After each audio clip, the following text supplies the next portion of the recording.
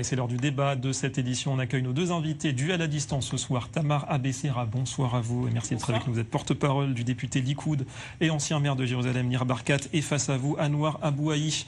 Merci d'être avec nous. Bonsoir depuis nos studios parisiens. Vous êtes professeur de droit, ancien ministre palestinien de la Culture et conseiller municipal de Hebron. On revient d'abord avec vous justement, Anouar Abouaïch, sur ces déclarations aujourd'hui d'un conseiller de Mahmoud Abbas. Si l'annexion, dit-il, est annulée, nous reprendrons les négociations. Vous êtes vraiment prêt à cela, négocier? Parce qu'on sait qu'avant les projets d'annexion, vous refusiez déjà de venir négocier. L'autorité palestinienne a toujours déclaré que nous sommes pour les négociations, mais reprendre les négociations à base de droit international, à base de... là où on est arrivé en 2014, vous savez, nous avons eu déjà des négociations depuis de très longues années, très longtemps, et nous voulons reprendre les négociations là où ils se sont arrêtés en 2014 parce que nous avons fait des progrès. Il y avait des conditions à faire. Israël avait des engagements et elle devait les faire. Elle les a pas fait et c'est ça qui a arrêté les négociations en 2014, je vous rappelle. Qu'est-ce qui vous incite justement peut-être à négocier aujourd'hui plus qu'il y a un mois, plus qu'il y a 3 ans?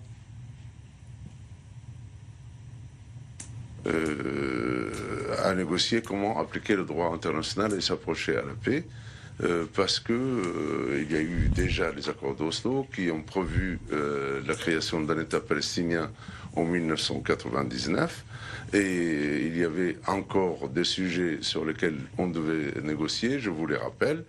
L'eau, par exemple, parce que c'est Israël qui maîtrise toute l'eau de la terre palestinienne, que ce soit en Vallée du Jourdain ou ailleurs. La frontière, parce qu'Israël n'a toujours pas une frontière fixe. Jérusalem-Est et le droit des réfugiés. Tout ça, c'est à négocier. Et en tout cas, ça devrait être une procédure comment mettre en place un État palestinien à côté de l'État d'Israël, dans la frontière de 1967, conformément aux résolutions de l'ONU et au droit international. Alors Tamar Abessera, justement, est-ce que Israël, de son côté, veut vraiment négocier? Ou est-ce que, justement, le fait que ces annexions sont présentées comme un processus unilatéral, eh bien, ça montre qu'Israël, aujourd'hui, veut peut-être les annexions, mais pas la partie État palestinien du plan Trump? Alors, déjà, il faut rééquilibrer les propos, parce qu'on ne parle pas d'annexion. On parle d'application de la souveraineté d'Israël sur ses terres. Donc il est très important de rappeler Camus, et cette phrase vous l'avez sûrement déjà entendue plusieurs fois sur ce plateau, le mal nommer les choses est vraiment rajouter de la misère au monde. Donc il est très très important, et je le dis à monsieur Thurey, je suis très contente de voir monsieur ce soir en pleine forme et en pleine santé, puisque j'ai appris que vous aviez été victime du corona, donc je suis ravie que vous soyez en pleine forme pour discuter et partager ce débat avec nous, vraiment, parce que même si on a des idées opposées, on est toujours des humains et on a un cœur, donc je suis ravie de vous voir en pleine forme. Voilà, je reviens au sujet des annexions, et c'est très important. On ne parle pas d'annexion, on parle d'application de la souveraineté d'Israël sur ses terres. Alors j'entends aujourd'hui un nouveau discours qui a l'air pacifique, raisonné, posé, on est prêt à discuter. Alors c'est sûr que cette phrase, on l'a entendue souvent, mais on n'a jamais vu M. Abou Mazen s'asseoir à une table de négociation. Ils ont eu plusieurs fois l'occasion de s'asseoir, même sous le gouvernement d'Obama.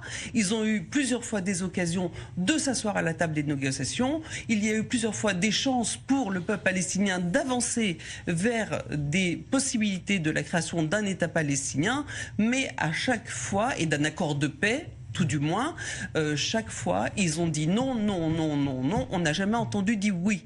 Donc si aujourd'hui vous dites oui, on est ravis, et voyons et laissons le temps faire les choses. Vous ne croyez pas à la volonté de négocier? Non, je ne crois pas du tout à la volonté de M. Abou Mazen de faire un État palestinien, parce que ça ne l'arrange pas, parce qu'il a une façon un petit peu dictatoriale de diriger son pays et des intérêts financiers beaucoup trop importants pour accepter d'avoir un vrai gouvernement et un vrai statut statut qui serait contrôlé aussi par l'Union européenne et tous les pays qui supposent les soutenir. Alors justement, Anouar Abou Aïch, qu'est-ce que vous proposez, qu'est-ce que vous souhaitez en fait pour faire un petit peu avancer les choses? Parce qu'on sait que les Palestiniens ont quand même rejeté le plan Trump récemment, les propositions, on s'en souvient, dans les années 2000, d'Ehud Barak, d'Ehud Olmert, on pourrait revenir aussi à l'histoire, au plan de partage en 47. Quelles sont les solutions, la base de négociation que vous proposez aujourd'hui? D'abord, j'ai envie de dire à madame, oui à la paix, oui au principe de droit international, oui à la solution de deux États qui vivent l'un à côté de l'autre dans une bonne coexistence et dans une situation pacifique. Tout ça, c'est oui. Et oui, nous voulons négocier à partir de ces bases-là. Et donc, nous voulons avancer effectivement pour faire notre État, l'État palestinien. Et j'ai envie de dire, c'est surtout pour notre dignité et pour notre identité nationale, dans un État à côté de l'État d'Israël. Et jusqu'à maintenant, je crois que l'autorité palestinienne, et avec à cette tête Abou Mazen, qui était l'ingénieur des accords d'Oslo, c'est pas juste de dire qu'il s'est jamais assis et négocié avec les Israéliens. Au contraire, il a bien négocié et il a bien exprimé sa volonté de négocier avec les Israéliens, négocier la paix. Une paix, encore une fois, basée sur le principe que je viens de dire. Et donc, nous sommes tout ouverts pour un État. Nous avons les institutions étatiques qui sont présents. Nous l'avons prouvé. C'est un acquis, d'ailleurs, basé sur les accords d'Oslo, pour vivre à côté de l'État d'Israël et pour avoir notre identité et pouvoir vivre comme un autre peuple, ni plus ni moins. Justement, pour revenir à Tamar sur la question du 1er juillet qui était cochée en rouge par Benjamin Netanyahou, comment est-ce qu'on explique ce retard? Parce qu'on sait qu'il y a des pressions aussi américaines, en tout cas on attend un signal de la part de Washington. Est-ce que cette dépendance aux Américains aujourd'hui de la part d'Israël, c'est pas un problème dans la prise de décision? Non, vous comprenez la situation quand même. Quand Benjamin Netanyahou a fait sa déclaration en janvier, il ne pouvait pas imaginer dans quelle situation on allait se retrouver aujourd'hui face à cette crise et cette pandémie internationale. Le monde entier est quand même accroché aux nouvelles du corona et de l'évolution dans son pays et à la crise économique majeure qui frappe le pays de plein fouet. Aujourd'hui, le peuple israélien lui-même, bien que nous soyons très nombreux à attendre cette régularisation, parce qu'on va appeler une régularisation de cette situation, le peuple israélien est très préoccupé par cette deuxième vague qui nous arrive en Israël et qui met en situation très difficile l'économie et donc, par voie de conséquence, c'est une question de timing. Vraiment, on est dans un problème de timing. C'est mal tombé.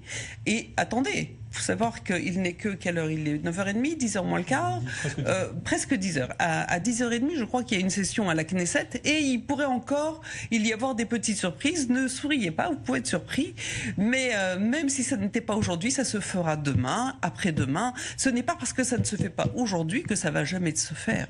Benjamin Netanyahou s'est engagé et nous allons le soutenir et continuer à espérer voir des jours meilleurs en Israël, la paix pour le peuple jordano-palestinien qui vraiment souffre certainement, et on le comprend, bien que si on se réfère aux 20% de la population d'Arabes israéliens qui vivent en Israël, ils sont très heureux, ils profitent du système israélien, ils profitent des universités, 50% des pharmaciens sont arabes israéliens et ils sont très heureux du système et ils souhaiteraient vraiment pas être sous une autorité palestinienne. Ça, on en est certain. En 10 secondes, Anouar Abou Aïch, justement, est-ce que vous proposez des garanties à Israël pour que le scénario de Gaza ne se reproduise pas? C'est-à-dire que s'il y a un État palestinien, il y aura la sécurité quand même pour Israël. En quelques secondes, s'il vous plaît.